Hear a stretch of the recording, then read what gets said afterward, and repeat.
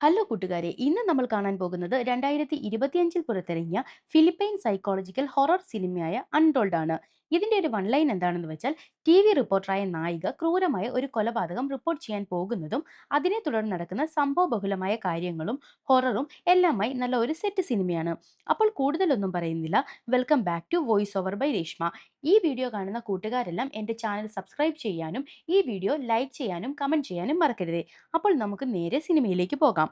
ഈ സിനിമയുടെ തുടക്കത്തിൽ കാണിക്കുന്നത് ഒരു ചെറിയ പെൺകുട്ടിയുടെ തലയിൽ ഗൺ പിടിച്ച് ഒരു യുവതി പോലീസുകാരെയും പത്രക്കാരെയും ഒക്കെ പേടിപ്പിക്കുന്നതാണ്. ഇത് റിപ്പോർട്ട് ചെയ്യുന്നതിനായി നമ്മുടെ നായിക വിവിയൻ അവിടെ എത്തുന്നു. അവൾ അതിസാഹസികമായി അത് ഷൂട്ട് ചെയ്യാൻ ശ്രമിക്കുന്നുണ്ട്. എന്നാൽ കൂടുതൽ വ്യക്തമായി ഷൂട്ട് ചെയ്യാൻ മുൻപോട്ട് പോയ അവളെ കൂടെയുള്ള റിപ്പോർട്ടർ തടയുന്നു. എന്നാൽ അവൾ അതൊന്നും മൈൻഡ് ചെയ്യാതെ നേരെ കുട്ടിയെ ബന്ദിയാക്കി കൊണ്ടുപോയ വീടിനകത്തേക്ക് കയറുന്നു. എന്നാൽ അകത്ത് കയറിയ അവൾക്ക് ആ വീട് പരിചയമുള്ളതുപോലെ തോന്നും. അത് വിവിയന്റെ തന്നെ വീടാണ്. അപ്പോഴാണ് ആ കുട്ടിയെ ആ സ്ത്രീ തല്ലി ബോധം കെടുത്തിയിട്ടിരിക്കുന്നത് അവൾ കാണുന്നത്. മുൻപോട്ട് ചെന്ന അവൾ കാണുന്നത് ഇത്തവണ അവളുടെ അമ്മയുടെ തലയിൽ ആ സ്ത്രീ തോക്ക് ചൂണ്ടിയിരിക്കുന്നതാണ്. വിവിയൻ പേടിച്ച് അമ്മയെ ഉപദ്രവിക്കരുതെന്ന് അപേക്ഷിക്കുന്നു. പെട്ടെന്ന് ആ സ്ത്രീ അവരെ കണ്ടാൽ നമ്മുടെ ജോക്കർ മൂവിയിലെ ജോക്കറിനെ പോലെയുണ്ട്. അവളുടെ നേരെ തിരിയുന്നു. നിന്റെ അമ്മയുടെ മരണം പത്രത്തിലെ ഹെഡ്ലൈൻ ആക്കാൻ പറ്റിയ വാർത്തയാണെന്ന് അവളോട് പറയുന്നു. എന്നിട്ട് അമ്മയെ വെടിവെക്കും. പിന്നെ നമ്മൾ കാണുന്നത് വിവിയന്റെ ക്യാമറയിൽ നോക്കി റിപ്പോർട്ട് ചെയ്യുന്ന ആ സ്ത്രീയെയാണ്. ഈ കണ്ടതൊന്നും സത്യമല്ല. ഇതെല്ലാം നമ്മുടെ നായിക വിവിയൻ സ്വപ്നം കണ്ടതാണ്. അവൾ പെട്ടെന്ന് ഞെട്ടി എഴുന്നേൽക്കും. വിവിയന്റെ അമ്മയ്ക്കൊരു റെസ്റ്റോറന്റ് ഉണ്ട്. ഇന്ന് അവളുടെ അച്ഛന്റെ 13ാമത്തെ ചരമവാർഷികമാണ്. അവളുടെ അച്ഛനും ഒരു റിപ്പോർട്ടറായിരുന്നു. അവിടേക്ക് അവളുടെ ചാനലിലെ വാൻ വരുന്നു. അതിൽ നിന്നും വിവിയന്റെ 2 അസിസ്റ്റന്റ്സ് ഇറങ്ങുന്നു. അതിൽ ജാസ്പർ എന്നു പേരുള്ള പയ്യന് ഇവളോട് ചെറിയൊരു ക്രഷ് ഉണ്ട്. രാവിലെ തന്നെ മേഡം അതിസുന്ദരിയായിട്ടുണ്ടെന്ന് പയ്യൻ തട്ടിവിടും. വിവിയന് അവളുടെ അച്ഛനെ ഭയങ്കര ഇഷ്ടമായിരുന്നു. അച്ഛനെ പോലെ ഒരു നല്ല റിപ്പോർട്ടർ ആകുക എന്നതാണ് കുഞ്ഞിലെ മുതലുള്ള അവളുടെ ആഗ്രഹം. അച്ഛന്റെ ഒപ്പമുള്ള പഴയ വീഡിയോ നോക്കി അവൾ ഇരിക്കുമ്പോൾ ജാസ്പർ വന്നിട്ട് ഇൻസ്റ്റയിൽ ഫോളോ ചെയ്യാത്തതിൽ നല്ല സങ്കടമുണ്ടെന്ന് അറിയിക്കുന്നു. നിനക്ക് പറ്റിയത് ഓൺലി ഫാൻസ് ആണെന്ന് അവൾ അവനെ കളിയാക്കി പറയുന്നു. വിലക്കയറ്റത്തിനെതിരെ ഒരു പ്രോഗ്രാം ചെയ്യാൻ നിൽക്കുമ്പോഴാണ് ഒരു സ്ത്രീ വിവിയന്റെ അടുത്തേക്ക് വരുന്നത്. എന്നിട്ട് അവർ പെട്ടെന്ന് ഒരു ബ്രേസ്ലെറ്റ് എടുത്ത് അവളുടെ കയ്യിലിട്ടിട്ട് ഇത് നിങ്ങൾക്ക് നല്ലതുണ്ടാവാനാണെന്ന് പറയുന്നു. എനിക്ക് എന്തിനാണ് നിങ്ങൾ ഇത് തന്നതെന്ന് വിവിയൻ ചോദിക്കുമ്പോൾ നിങ്ങൾ പലപ്പോഴും രാത്രി പേടിക്കുന്ന സ്വപ്നങ്ങൾ കാണില്ലേ എന്നവർ തിരക്കുന്നു. വിവിയൻ ഞെട്ടി ഇത് നിങ്ങൾക്ക് എങ്ങനെ അറിയാമെന്ന് ചോദിക്കുമ്പോൾ നീ ധാരാളം സത്യങ്ങൾ കുഴിച്ചുമൂടി. പക്ഷെ ഇന്നു മുതൽ അതെല്ലാം നിനക്ക് നേരിട്ട് കാണാം. ഇനി അങ്ങോട്ട് നീ കുഴിച്ചിട്ട സത്യങ്ങളെല്ലാം നിന്റെ മുമ്പിൽ വരും എന്നൊക്കെ അവർ വിവിയനോട് പറയുന്നു. എന്ത് സത്യങ്ങൾ? ആരുടെ കാര്യമാ പറയുന്നതെന്ന് വിവിയൻ തർക്കിക്കുമ്പോൾ നിന്റെ പിറകിലേക്ക് നോക്കാൻ ആ സ്ത്രീ ആവശ്യപ്പെടുന്നു. എന്നാൽ വിവിയൻ തിരിഞ്ഞു നോക്കുമ്പോൾ അവിടെയെങ്ങും ആരുമില്ല. ഒരു കറുത്ത പൂച്ച മാത്രം. ആ സ്ത്രീയെയും കാണാനില്ല. അസിസ്റ്റൻസ് രണ്ടും വിളിക്കുന്നത് കേട്ടാണ് വിവിയൻ ബോധത്തോടെ ചുറ്റും നോക്കുന്നത്. അവിടെയൊക്കെ പഴയ പോലെ ആളും ബഹളങ്ങളും കാണാം. പെട്ടെന്നാണ് കൂടെയുള്ള ലേഡി അസിസ്റ്റന്റ്, അവളുടെ പേര് ലൂയിസ എന്നാണ്, സിൽവിയ മാം നമ്മളോട് പാക്കപ്പ് ചെയ്തിട്ട് ഓഫീസിലെത്താൻ ആവശ്യപ്പെട്ടിട്ടുണ്ടെന്ന് പറയുന്നത്. കാര്യം എന്താണെന്ന് വെച്ചാൽ ഇവൾ ആദ്യമായിട്ട് റിപ്പോർട്ട് ചെയ്തത് ഒരു സിമന്റ് കൂട്ടക്കൊലയായിരുന്നു. ഏണസ്റ്റോ മല്ലുകൈ എന്നൊരു സെക്യൂരിറ്റി ഗാർഡ് കുറെ ആളുകളെ കൊന്നു. അയാൾ ജയിലിലായത് വിവിയൻ കൊടുത്ത വാർത്ത കാരണമാണ്. എന്നാൽ ഇപ്പോൾ അയാൾ ജയിൽ മോചിതനാവാൻ പോവുകയാണ്. ഇവർ അവിടെ നിന്നും പോകുന്നത് നേരത്തെ വിവിയന് ബ്രേസ്ലെറ്റ് കൊടുത്ത സ്ത്രീ കാണുന്നുണ്ട്. ഓഫീസിനകത്തേക്ക് വന്ന വിവിയൻ ഞാൻ ജയിലടച്ച ഒരുത്തനെ തന്നെ ഞാൻ ഇന്റർവ്യൂ ചെയ്യണമെന്നുള്ള പൊട്ടത്തരം ആരുടെയാണ് എന്ന് കൂടെയുള്ളവരോട് ചോദിക്കുന്നു. ഞാനാണെന്ന് പറഞ്ഞ് ഇവരുടെ ബോസ് സിൽവി അവിടേക്ക് വരുന്നു. ഉടനെ വിവിയൻ നിന്ന നിൽപ്പിൽ മറുകണ്ഠം ചാടുന്നു. എന്തൊരു ബ്രില്യന്റ് ഐഡിയ എന്നൊക്കെ അവൾ ബോസിനെ സുഖിപ്പിക്കാൻ പറയുന്നുണ്ട്. ഈ ഏണസ്റ്റോ മല്ലുകൈ ആളുകളെ കൊല്ലുന്ന വീഡിയോ വിവിയൻ എടുത്തോണ്ടാണ് അയാളെ ജയിലടയ്ക്കാൻ പറ്റിയത്. എന്നാൽ വിവിയന് അയാളോട് ഇന്റർവ്യൂ എടുക്കാൻ യാതൊരു താല്പര്യവുമില്ല. ഇത് തുറന്നു പറഞ്ഞിട്ടും ബോസ് സമ്മതിക്കുന്നില്ല. നിന്റെ അച്ഛൻ എത്ര വലിയ റിപ്പോർട്ടറായിരുന്നു എന്നൊക്കെ പുകഴ്ത്തുന്നുണ്ട്. ഒപ്പം ഇപ്പോഴത്തെ നിന്റെ പെർഫോമൻസിൽ അത്രയൊന്നും പോരാ എന്നൊരു പരാതിയുണ്ട്. ഉടനെ അവൾ അസിസ്റ്റന്റ് ലൂയിസയെ നോക്കുന്നു. ഇതേ ഇന്റർവ്യൂ ക്ലിക്കായാൽ പിന്നെ വിവിയനെ മാനേജ്മെന്റിന്റെ ലീഡ് ഹോസ്റ്റ് ആക്കുമെന്ന് ബോസ് അവളോട് പറയുന്നു. ഇനി നിനക്ക് താല്പര്യമില്ലെങ്കിൽ ലൂയിസ ചെയ്യട്ടെ എന്ന് ബോസ് പറഞ്ഞതും ലൂയിസ യെസ് പറഞ്ഞ് ചാടി എഴുന്നേൽക്കും. ഉടനെ വിവിയൻ അവളെ തടഞ്ഞിട്ട് വേണ്ട വേണ്ട ഇത് ഞാൻ തന്നെ ചെയ്തോളാം എന്ന് പറയുന്നു. പെട്ടെന്നാണ് ലൂയിസ ഫയലിന്റെ ഒപ്പം നേരത്തെ വിവിയന് ഒരു സ്ത്രീ ഒരു ബ്രേസ്ലെറ്റ് കൊടുത്തില്ലേ, അത് മേശപ്പുറത്ത് വെക്കുന്നത്. അത് കണ്ട വിവിയൻ ഞെട്ടി ഇത് ആരാണ് തന്നതെന്ന് തിരക്കുമ്പോൾ വിവിയന്റെ ഫ്രണ്ട് എലൈൻ തന്നതാണെന്ന് ലൂയിസ മറുപടി കൊടുക്കുന്നു. ആ പേര് കേട്ട വിവിയനും ബോസും ഒരുപോലെ ഞെട്ടുന്നു. ബോസ് നോക്കുന്നത് കണ്ട അവൾ ബോസിനോട് ഇത് ആ എലൈൻ ആയിരിക്കില്ല എന്ന് പറയുന്നു. ബോസ് അവളോട് നീ ഇപ്പോൾ ഒട്ടും ആക്റ്റീവ് അല്ല. പണ്ട് ന്യൂസ് കണ്ടുപിടിക്കാൻ എന്ത് ആവേശമായിരുന്നു.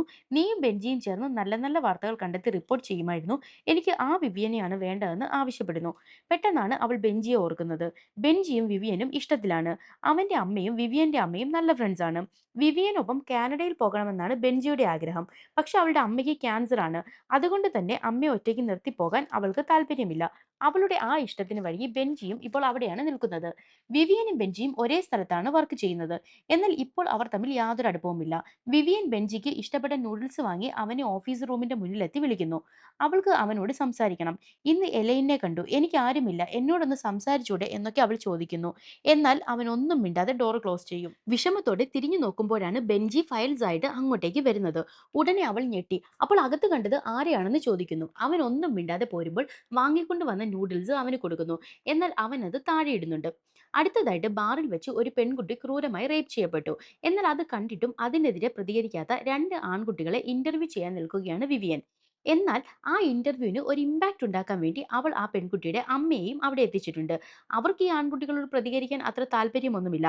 എന്നാൽ വിവിയൻ അവരോട്, ഇവന്മാരെല്ലാം വെറും നാണം കെട്ടവന്മാരാണ്, നിങ്ങളുടെ മകളെ ഉപദ്രവിച്ചിട്ടും അത് കണ്ടോണ്ട് നിന്നു, അതുകൊണ്ട് ഇതിനെതിരെ നിങ്ങളുടെ ഉള്ളിലെ ആ ദേഷ്യവും വെറുപ്പും പുറത്ത് കാണിക്കുക എന്നൊക്കെ പറഞ്ഞിട്ട് അസിസ്റ്റന്റിനോട് ഇവരെ ഇതൊക്കെ പറഞ്ഞു പഠിപ്പിക്കാൻ ആവശ്യപ്പെടുന്നു. ഇങ്ങനെ തന്നെ പറയിപ്പിക്കണം എന്നവൾ ഓർമ്മിപ്പിച്ചിട്ട് ആ പയ്യന്മാരെ ഇന്റർവ്യൂ ചെയ്യാനായി പോകുന്നു. കൺമുന്നിൽ ഒരു പെൺകുട്ടി ഉപദ്രവിക്കപ്പെട്ടിട്ടും നിങ്ങൾ എന്താ പ്രതികരിക്കാതിരുന്നത് എന്നവൾ ചോദിക്കുന്നു. ഞങ്ങൾക്കതൊന്നും പ്രശ്നമല്ല, അതൊന്നും ഞങ്ങളുടെ വിഷയമേ അല്ല എന്നതാണ് അവന്മാരുടെ മറുപടി. കൺമുന്നിൽ ഒരു അനീതി നടന്നാലും പ്രതികരിക്കാതെ നിൽക്കുമ്പോൾ നാണം തോന്നില്ലേ എന്നവൾ ചോദിക്കുമ്പോഴേക്കും അതിലൊരുത്തന്റെ മുഖം മാറുന്നു. ഉടനെ അവൻ ദേഷ്യത്തോടെ, നീ അന്ന് പ്രതികരിക്കാതെ നിന്നപ്പോൾ നിനക്ക് കുറ്റബോധം തോന്നിയില്ലേ എന്ന് തിരിച്ചു ചോദിക്കുന്നു. പെട്ടെന്ന് ലൈറ്റ്സ് ഒക്കെ മിന്നിമറയും. ഉടനെ അവിടെ നിന്ന് ഒരുത്തൻ പ്രേതത്തെ പോലെയായിട്ട് പറന്നു പൊങ്ങി ഇവളുടെ അടുത്തേക്ക് വന്നിട്ട്, നീയും അന്ന് ഇതുപോലെയല്ലേ ചെയ്തത് എന്ന് ചോദിക്കുന്നു. മുൻപിലിരിക്കുന്നവർ വിളിക്കുന്നത് കേട്ടാണ് വിവിയൻ സ്വബോധത്തിലേക്ക് വരുന്നത്. എന്നിട്ടും അവൾക്ക് സ്ഥലകാലം ബോധം നഷ്ടപ്പെട്ട പോലെ ഇരിക്കുകയാണ്. അപ്പോഴാണ് ഇവർ പ്ലാൻ ചെയ്ത പോലെ ആ പെൺകുട്ടിയുടെ അമ്മ അവിടേക്ക് ഓടി വരുന്നത്.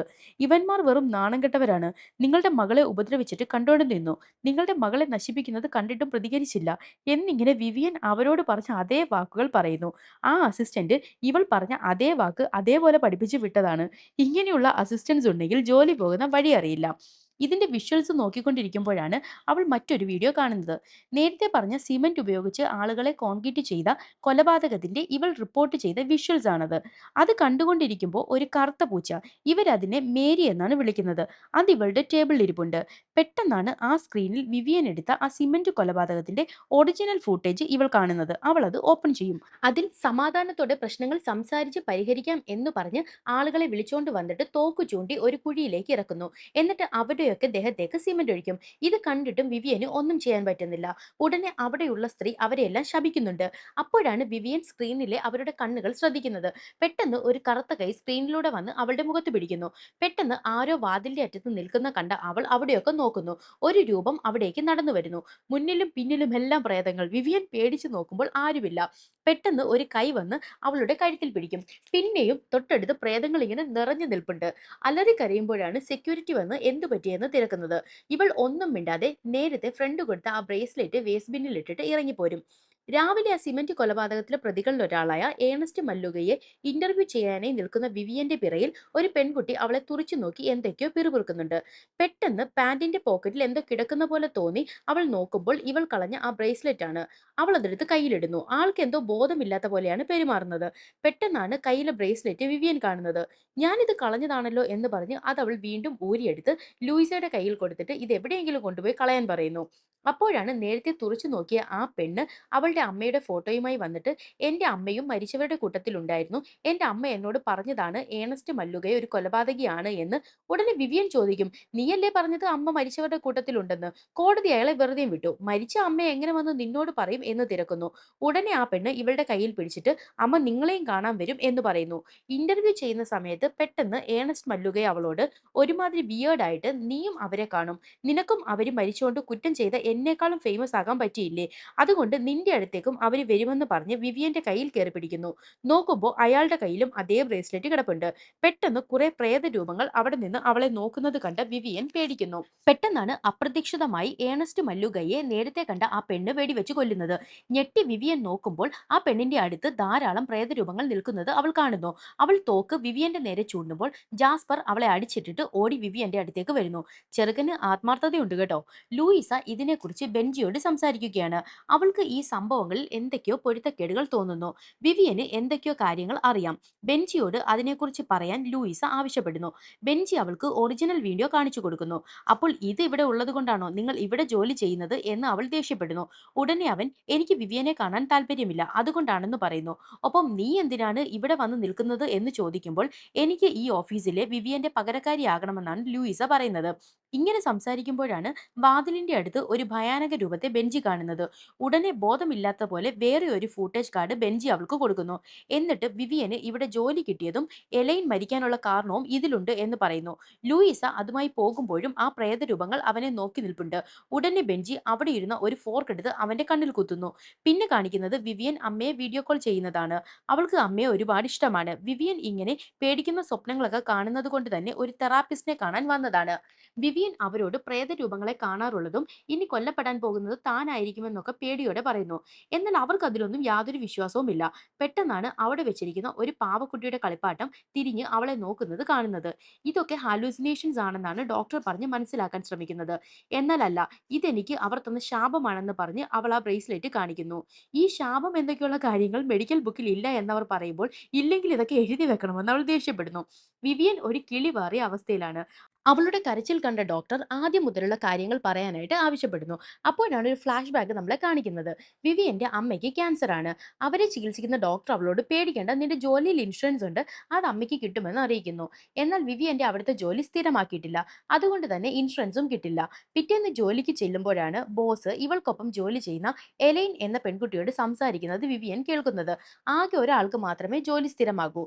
വിവിയൻ എലൈനോട് അമ്മയ്ക്ക് വയ്യ, എനിക്ക് അതുകൊണ്ട് തന്നെ പുതിയ ഐഡിയകളൊന്നും കിട്ടുന്നില്ല എന്ന് പറയുമ്പോൾ എലൈൻ അവളോട് നീ നല്ല നല്ല ഡോക്യുമെന്ററി ഉണ്ടാക്ക്, എനിക്കാണെങ്കിൽ ചില റെസ്റ്റോറൻറ്റ്സ് പൂച്ചയെ കൊന്ന് ഭക്ഷണങ്ങളിൽ ചേർക്കാറുണ്ട് എന്നൊരു രഹസ്യ വിവരം കിട്ടി, ഞാൻ അത് അന്വേഷിച്ച് ഒരു ന്യൂസ് ആക്കും, അതുപോലെ നീയും എന്തെങ്കിലും വാർത്തകൾ കണ്ടുപിടിക്കാൻ പറയുന്നു.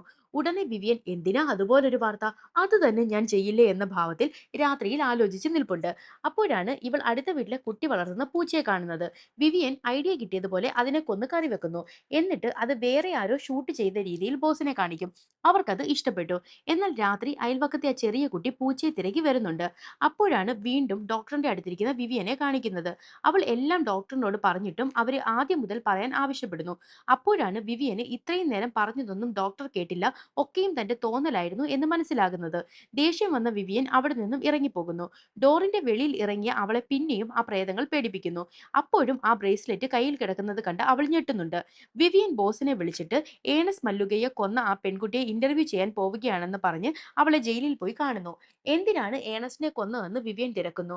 ഉടനെ അവൾ അമ്മ പറഞ്ഞിട്ടാണ് കൊന്നത്, അമ്മ ഒരു സാധാരണ സ്ത്രീ ആയിരുന്നില്ല, എല്ലാ വർഷവും ദുഃഖവെള്ളി ദിവസം അവർ ബെനാഹോ എന്ന അഗ്നിപർവ്വതത്തിൽ പോയി പ്രാർത്ഥിക്കാറുണ്ട്, അവിടെ പ്രാർത്ഥിക്കുന്നത് ഫിലിപ്പൈൻസിൽ വലിയൊരു പുണ്യമാണ്. ഇത് പറയുമ്പോൾ അവളുടെ പിറകിൽ ആ അമ്മയുടെ പ്രേതം നിൽപ്പുണ്ട്. നമ്മളെ എല്ലാം ഇവർ ശിക്ഷിക്കുമെന്ന് ആ പെൺകുട്ടി വിവിയനോട് പറയുന്നു. നീ അവരുടെ മോളല്ലേ, നീ തെറ്റൊന്നും ചെയ്തില്ലല്ലോ എന്ന് വിവിയൻ ചോദിക്കുമ്പോഴാണ് ഈ പെണ്ണാണ് അന്ന് ഈ മരിച്ച ആളുകളെല്ലാം അവിടേക്ക് പറഞ്ഞു വിട്ടത്. ഇവൾക്ക് ആ സ്ഥലം വേണ്ടവർ പൈസ കൊടുത്ത് ഇവളുടെ അമ്മ ഉൾപ്പെടെയുള്ള ആളുകളെ അവിടെ എത്തിച്ചതാണ്. പക്ഷെ അമ്മ കൂടെ പോകുമെന്ന് ഇവൾക്ക് അറിയില്ലായിരുന്നു. നീ കാരണമാണ് ഇത് സംഭവിച്ചത്, കണ്ടിട്ടും നീ തടഞ്ഞില്ല എന്ന് പറഞ്ഞ് അവൾ വിവിയനെ ഉപദ്രവിക്കാൻ ശ്രമിക്കുന്നു. എന്നിട്ട് തലയാ ഇരുമ്പ് കമ്പിയിൽ ഇടിച്ച് മരിക്കുന്നു. ഇതെല്ലാം കണ്ട വിവിയൻ വിറങ്ങലിച്ച് നിൽക്കുകയാണ്. അവിടെ നിന്നിറങ്ങി രാത്രി അവൾ ജാസ്പറിനെ വിളിക്കുന്നു. അവനാണെങ്കിൽ ലോട്ടറി അടിച്ച പോലെ ചാടി എഴുന്നേൽക്കും. ഞാൻ ഇന്ന് നിന്റെ വീട്ടിലേക്ക് വരികയാണ്, ഞാൻ അവിടെ സ്റ്റേ ചെയ്യുകയാണ് എന്നവൾ പറയുന്നു. പിന്നെ കാണിക്കുന്നത് പുറത്ത് ഹോട്ടലിൽ ഇരുന്ന് ഭക്ഷണം കഴിക്കുന്ന ജാസ്പറിനെയും വിവിയനെയുമാണ്. അവനോട് ആ പെൺകുട്ടിയെ കണ്ടതും അവിടെ നടന്ന സംഭവങ്ങളും അവൾ പറയുന്നു. സിമന്റ് കൊലപാതകത്തിലെ പ്രതികളെല്ലാം മരിച്ചു, അത് അറിയാതെ കൂട്ടുനിന്ന ആ പെൺകുട്ടിയും കൊല്ലപ്പെട്ടു, ഇനി അത് ഷൂട്ട് ചെയ്ത ഞാനായിരിക്കും അടുത്തതായി കൊല്ലപ്പെടാൻ പോകുന്നത് എന്നവൾ പറയുമ്പോൾ നിങ്ങളുടെ എക്സ് ബെഞ്ചിയും അത് ഷൂട്ട് ചെയ്യുമ്പോൾ നിങ്ങളുടെ കൂടെ ഉണ്ടായിരുന്നല്ലോ എന്നവൻ തിരക്കുന്നു. ബെഞ്ചി എന്നോട് മിണ്ടാറില്ല എന്നവൾ വിഷമിക്കുമ്പോൾ ജാസ്പർ ബെഞ്ചിയുടെ ഫേവറേറ്റ് നൂഡിൽസ് ഓർഡർ ചെയ്തിട്ട് അവനും ഇവിടേക്ക് ഇപ്പോൾ വരുമെന്ന് അറിയിക്കുന്നു. പെട്ടെന്നാണ് ഇന്നർ മാത്രമിട്ട് ബെഞ്ചി അവിടേക്ക് വരുന്നത്. ഇത് കണ്ട് എല്ലാവരും ഞെട്ടുന്നു. ഇങ്ങനെ പബ്ലിക്കായിട്ടിരിക്കുന്നത് കുറ്റമാണെന്ന് വിവിയൻ അവനോട് പറയുന്നു. എന്നാൽ അവൻ കയ്യിലിരുന്ന ഫോർക്ക് എടുത്ത് കണ്ണിൽ കുത്തി കൃഷ്ണമണി കുത്തിയെടുക്കും. ഇത് കണ്ട് വിവിയൻ ഞെട്ടി എഴുന്നേൽക്കും. അതും സ്വപ്നമായിരുന്നു. ഉടനെ ശബ്ദം കേട്ട ജാസ്പർ ഓടി വരുന്നു. ഇവൻ ഇവളെ ശരിക്കും ഇഷ്ടമാണ് കേട്ടോ. അപ്പോഴാണ് അവന്റെ ഫോണിൽ ബെഞ്ചി ഫോർക്ക് കണ്ണിൽ കുത്തി രക്തം വാർന്നു മരിച്ചു എന്ന മെസ്സേജ് വരുന്നത്. മരണപ്പെട്ട ബെഞ്ചിയെ കാണാൻ വിവിയൻ എത്തുന്നു. അവന്റെ ബോഡിയുടെ ഒപ്പം ഇവർക്ക് രണ്ടുപേർക്കും കാനഡയിൽ പോകാനുള്ള ടിക്കറ്റും ബെഞ്ചി സേവ് ചെയ്ത പൈസയുടെ ഡീറ്റെയിൽസും വെച്ചിട്ടുണ്ട്. അതെന്തിനാണോ എന്തോ. ബെൻജിയുടെ അമ്മ അത് അവളെ കാണിക്കുന്നു. പെട്ടെന്ന് ബെൻജി അവളുടെ കഴുത്തിൽ കയറി പിടിക്കും. ഉടനെ അവൾ പേടിച്ച് നിലവിളിക്കും. അടുത്തുള്ളവരൊക്കെ വിവിയനെ ആശ്വസിപ്പിക്കുന്നു. പെട്ടെന്ന് ലൂയിസ നമുക്ക് എത്രയും പെട്ടെന്ന് ഓഫീസിലെത്തണമെന്ന് അറിയിക്കുന്നു. അവളുടെ മുഖത്ത് ഒരു കള്ള ലക്ഷണമുണ്ട്. വിവിയൻ അന്ന് പൂച്ചയെ കൊന്ന് ഫുഡ് ഉണ്ടാക്കിയിട്ട് ആ വീഡിയോ റെസ്റ്റോറന്റ് പോയി റിസ്ക് എടുത്ത് ഷൂട്ട് ചെയ്തതാണെന്ന് കള്ളം പറഞ്ഞതാണെന്നും ഒപ്പം ഈ ഐഡിയ എലൈൻ്റെ ആയിരുന്നെന്നും അതുകൊണ്ടാണ് എലൈൻ മരിച്ചതെന്നും ബെഞ്ചി മരിക്കുന്നതിന് മുൻപ് പറഞ്ഞെന്ന് ലൂയിസ പറയുന്നു. അപ്പോഴാണ് അന്ന് എന്താണ് സംഭവിച്ചതെന്ന് കാണിക്കുന്നു. എലൈനോട് ബെഞ്ചി നീ വിവിയന്റെ വീഡിയോ കണ്ടോ എന്ന് അഭിമാനത്തോടെ ചോദിക്കുന്നു. ഉടനെ നിന്റെ ആ കള്ളി എവിടെയെന്ന് എലൈൻ തിരക്കുന്നു. എന്നിട്ട് അവിടെ ഇരുന്ന വിവിയന്റെ ഫോൺ എടുത്തിട്ട് ഇത് ഞാൻ കൊടുത്തോളാം എന്നും പറഞ്ഞിറങ്ങും. എന്നിട്ട് നേരെ ചെന്ന് വിവിയനെ റോഡിൽ തടഞ്ഞു നിർത്തി ദേഷ്യപ്പെടുന്നു. ഫോൺ വാങ്ങാനായി വിവിയൻ ശ്രമിക്കുമ്പോഴാണ് പെട്ടെന്ന് ഒരു വണ്ടി വന്ന് എലൈനെ ഇടിച്ചിടുന്നത്. ഇത് ബെഞ്ചി കാണുന്നുണ്ട്. പെട്ടെന്ന് വിവിയൻ ബോധത്തോടെ ബോസിനെയും ലൂയിസയെ നോക്കിയിട്ട് എനിക്കൊന്നും പറയാനില്ലെന്നും പറഞ്ഞതും ബോസ് അവളോട് നീയല്ലേ അന്ന് നടന്നതെല്ലാം ഇപ്പോൾ പറഞ്ഞത് എന്ന് മറുപടി കൊടുക്കുന്നു. വിവിയനെ ബോസ് സസ്പെൻഡ് ചെയ്തിട്ട് ആ സ്ഥാനത്തേക്ക് ലൂയിസയെ കൊണ്ടുവരുന്നു. കരഞ്ഞുകൊണ്ടിരിക്കുന്ന വിവിയനെ അമ്മ ആശ്വസിപ്പിക്കുന്നു. നീ എന്ത് ചെയ്താലും അതൊക്കെ എനിക്ക് വേണ്ടിയാണ്. ഈ ലോകത്തെ ബെസ്റ്റ് മകൾ നീയാണെന്ന് പറഞ്ഞ് ആശ്വസിപ്പിക്കുന്നുണ്ട്. ഒപ്പം അമ്മ അവളോട് ഇതൊന്നും നിന്റെ തെറ്റല്ല, ഞാൻ നിന്നോട് അച്ഛനെക്കുറിച്ച് പറഞ്ഞ കള്ളങ്ങൾ കൊണ്ടാണ് ഇങ്ങനെയൊക്കെ സംഭവിച്ചത് എന്ന് പറയുന്നു. കാരണം വിവിയന്റെ റോൾ മോഡൽ അച്ഛനായിരുന്നു. എന്നാൽ അയാൾ ഭയങ്കര അഴിമതിക്കാരനും സ്വാർത്ഥനുമൊക്കെയായിരുന്നു. മാത്രവുമല്ല അയാൾക്ക് വേറൊരു കുടുംബവും ഉണ്ടായിരുന്നു. ഒടുവിൽ ആരോ കുത്തിക്കൊന്നതാണ്. പെട്ടെന്നാണ് അമ്മയുടെ പിറകിൽ ബെഞ്ചി ഇരിക്കുന്നത് അവൾ കാണുന്നത്. അവൾ പേടിച്ച് അലറി വിളിക്കുന്നു. ബോധം വന്ന് അവൾ കാണുന്നത് മുൻപിൽ ജാസ്പർ ഇരിക്കുന്നതാണ്.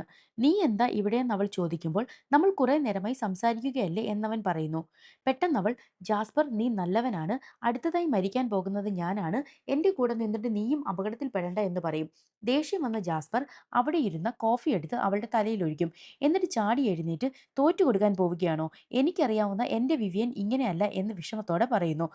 ഇതിനവൾ നീ എന്തിനാടാ കോഫി എൻ്റെ ദേഹത്ത് ഒഴിച്ചതെന്ന് ചോദിക്കും. ഉടനെ ഇവരുടെ അമ്മയുടെ കടയിൽ ജോലി ചെയ്യുന്ന ജോലിക്കാരി ഒരു കോഫി കൂടി കൊണ്ടുവച്ചിട്ട് ഇനി എങ്ങാനും ഒഴിക്കാൻ തോന്നിയാൽ ഇതെടുത്തോ എന്ന് പറയും. ജാസ്പർ അന്ന് വിവിയന് ആ സ്ത്രീ ബ്രേസ്ലെറ്റ് കൊടുത്തില്ലേ, ആ വീഡിയോ അവളെ കാണിക്കും. എന്നിട്ട് ഞാൻ ഇവളെ കണ്ടെത്തിയെന്ന് പറയും. അന്ന് സിമന്റ് കൊലപാതകത്തിൽ ഈ സ്ത്രീയുടെ മകളും മരിച്ചിരുന്നു. അങ്ങനെ അവർ ആ സ്ത്രീയെ കാണാൻ പോകും. അവരുടെ മോളെ അടക്കിയ സ്ഥലത്താണ് അവർ ഇരിക്കുന്നത്. അവിടെ ഒരു ബാസ്ക്കറ്റ് നിറയെ ബ്രേസ്ലെറ്റ്സ് ഉണ്ട്. നീ കാരണമാണ് അന്ന് അവർക്കൊക്കെ അത്തരത്തിലൊരു മരണം സംഭവിച്ചതെന്ന് ഈ സ്ത്രീ വിവിയനെ കുറ്റപ്പെടുത്തും. ഞാൻ ഈ ശാപത്തിൽ നിന്ന് എങ്ങനെ രക്ഷപ്പെടുമെന്ന് അവൾ ചോദിക്കുന്നു. ഉടനെ ആ സ്ത്രീ ദേഷ്യപ്പെട്ട് വിവിയനെ തള്ളിയിട്ടിട്ട് നീ എന്താ കരുതിയത് ഞങ്ങൾ പാവപ്പെട്ടവരായതുകൊണ്ട് മിണ്ടാതെ ഇരിക്കുമെന്നാണോ, ഇതും പറഞ്ഞ് വീണ്ടും ശപിക്കുന്നു. എന്നാൽ ഇതൊക്കെ വിവിയന്റെ തോന്നലാണ്. അവൾ ബോധം നഷ്ടപ്പെട്ട പോലെ എന്നെ പോകാൻ അനുവദിക്കൂ എന്ന് പറഞ്ഞുകൊണ്ടേയിരിക്കും. ഉടനെ ആ സ്ത്രീ അതിന് നിന്നെ ഞാൻ പിടിച്ചു വെച്ചിട്ടില്ലല്ലോ എന്ന് പറയും. എഴുന്നേറ്റ് പോകുന്ന അവരുടെ പിന്നാലെ പോകുന്ന വിവിയൻ പെട്ടെന്ന് അവിടെയുള്ള ഒരു കുഴിയിൽ വീഴും. ഒരുപാട് വികൃതമായ കൈകളും രൂപങ്ങളും വന്ന് അവളെ ഉപദ്രവിക്കും. അപ്പോഴേക്കും ജാസ്പർ ഓടി വന്ന് ആ കുഴിയിൽ നിന്നും അവളെ രക്ഷിക്കും. ഉടനെ അവൾ എന്നെ കുറെ പ്രേതങ്ങൾ പിടിച്ചിട്ടും നീ എന്താ കണ്ടില്ലേ എന്ന് ചോദിച്ച് ദേഷ്യപ്പെടും. ഇനിയെങ്കിലും സത്യം പറ, എങ്കിലേ നമുക്ക് എന്തെങ്കിലും ചെയ്യാൻ സാധിക്കൂ എന്ന് അവൻ അവളോട് പറയും. അപ്പോഴാണ് ശരിക്കും നടന്നത് എന്താണെന്ന് കാണിക്കുന്നത്. വിവിയന്റെ അമ്മയുടെ ഷോപ്പിലേക്ക് നേരത്തെ ജയിൽ വെച്ച് മരിച്ച പെൺകുട്ടിയും ഏണസ് മല്ലൂകയും വേറെ ഒരാളും കൂടെ വരും. അവരവിടെ സംസാരിക്കുന്നത് വിവിയൻ ശ്രദ്ധിക്കുന്നുണ്ട്. ഈ പെൺകുട്ടിയോട് നിന്റെ ആളുകളെ രാത്രി 9 മണിക്ക് അവിടെ എത്തിക്കണമെന്ന് പറഞ്ഞ് സ്ഥലത്തിന്റെ ഡീറ്റെയിൽസും പൈസയും കൊടുക്കും. ഇതെല്ലാം വിവിയൻ ശ്രദ്ധിച്ചിട്ട് അവർ പറയുന്ന നമ്പർ അവൾ എഴുതിയെടുക്കുന്നുണ്ട്. ഇതിനിടയിൽ വിവിയൻ ചെയ്ത ഒരു സ്റ്റോറി വളരെയധികം ശ്രദ്ധിക്കപ്പെടും. ബെഞ്ചിക്ക് ഇവൾ ഇങ്ങനെ റിസ്ക് എടുക്കുന്നതിനോട് താല്പര്യമില്ല. എങ്കിലും അന്ന് രാത്രി വിവിയന്റെ കൂടെ ബെഞ്ചിയും ഈ ഏണസ്റ്റ് മല്ലുകയെ പറഞ്ഞ സ്ഥലത്തേക്ക് എന്താണ് കാര്യമെന്നറിയാനായി ചെല്ലും. ഇതിനിടയിൽ ബെഞ്ചി അവളോട് പോലീസിനെ വിളിച്ചോ എന്ന് ചോദിക്കുമ്പോൾ അവൾ അവനോട് അവരിപ്പോ എത്തും, ഞാൻ വിളിച്ചിട്ടുണ്ട് എന്ന് പറയും. അങ്ങനെ ഇവർ അവിടെ നടക്കുന്ന കാര്യങ്ങൾ ഷൂട്ട് ചെയ്യും. അപ്പോഴാണ് പോലീസ് വന്നില്ലല്ലോ എന്ന് ബെഞ്ചി ചോദിക്കുമ്പോൾ ഞാൻ ഇതുവരെ വിളിച്ചില്ല, ഇപ്പോൾ വിളിക്കാം എന്നവൾ പറയുന്നത്. പക്ഷെ അപ്പോൾ രണ്ടുപേരുടെയും ഫോണിൽ സിഗ്നൽ ഇല്ലായിരുന്നു. ഉടനെ ബെഞ്ചി ഇവിടുന്ന് പോയി നമുക്ക് പോലീസിനെ വിളിക്കാം എന്ന് പറയുന്നുണ്ട്. അപ്പോഴാണ് സമാധാനത്തോടെ സംസാരിക്കാൻ വന്ന ആളുകളെ ഏണസ് മല്ലുകൈ ഉൾപ്പെടെയുള്ളവർ ഉപദ്രവിക്കുന്നത്. ഇത് കണ്ട ബെഞ്ചി എത്രയും പെട്ടെന്ന് ഇവിടെ നിന്ന് പോയി പോലീസിനെ വിളിക്കാമെന്ന് പറയുമ്പോൾ വിവിയൻ അത് സമ്മതിക്കുന്നില്ല. അവൾക്കിത് ഷൂട്ട് ചെയ്യുന്നതാണ് ഇമ്പോർട്ടന്റ്. ദേഷ്യത്തോടെയാണെങ്കിലും വിവിയനോടുള്ള ഇഷ്ടം കൊണ്ട് അവൻ സമ്മതിക്കുന്നു. അപ്പോഴാണ് സിമന്റ് 4 സൈഡിൽ നിന്നും ആ സംസാരിക്കാൻ വന്ന ആളുകളുടെ നേരെ ഒഴിക്കുന്നത്.